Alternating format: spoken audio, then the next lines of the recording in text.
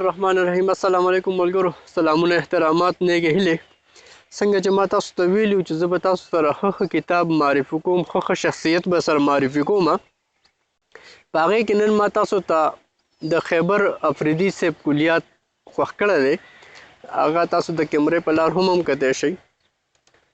د دې کتاب په بیک سایډ باندې په آخر سایډ باندې یو شعر لیکلی دی، وایي دې مقام ته چې خیبر را رسېدلی دی، ډېر لوېدلی پاڅېدلی دی په لار کې.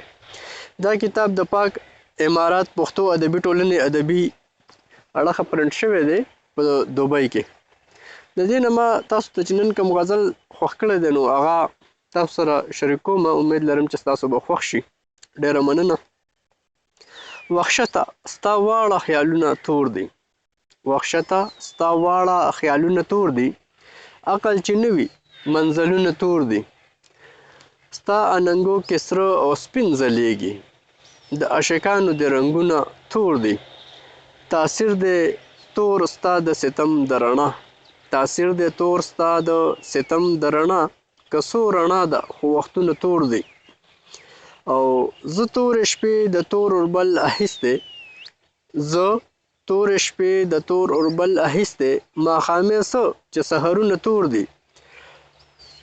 واغظه تا د کوم کتاب لوستلی، واغظه تا د کوم کتاب لوستلی چې دا دومره بیانونه تور دي.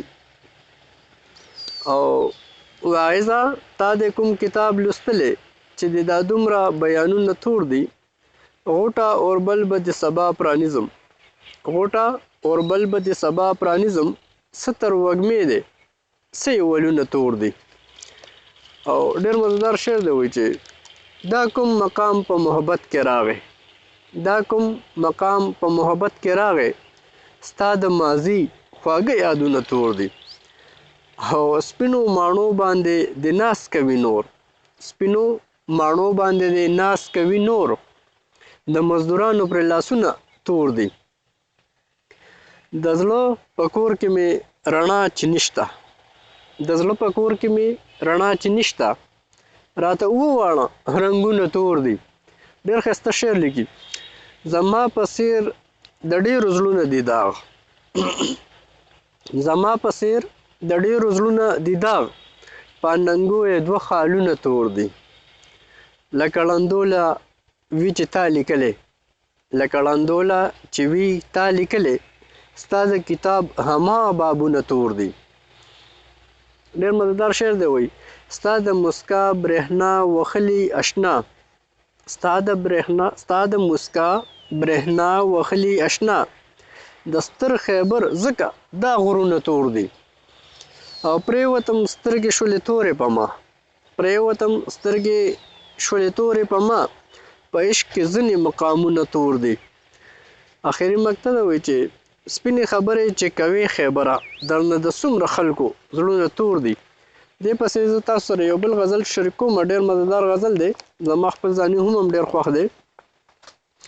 وایي زه پرې ګمان او عقیدې وینځمه، زه پرې ګمان او عقیدې وینځمه، راکه شراب ساقي توبې وینځمه، په داسې چم کې پیدا شوی یم، په داسې چم کې پیدا شوی یم، په رڼو اوښکو تورې شپې وینځمه، په دې جامو کې یې تر غاړه باستم، په دې جامو کې تر غاړه ایستم، زاهده اوس کله جامې وینځمه، په دې جامو کې یې تر غاړه ایستم، زاهده اوس کله جامې وینځمه.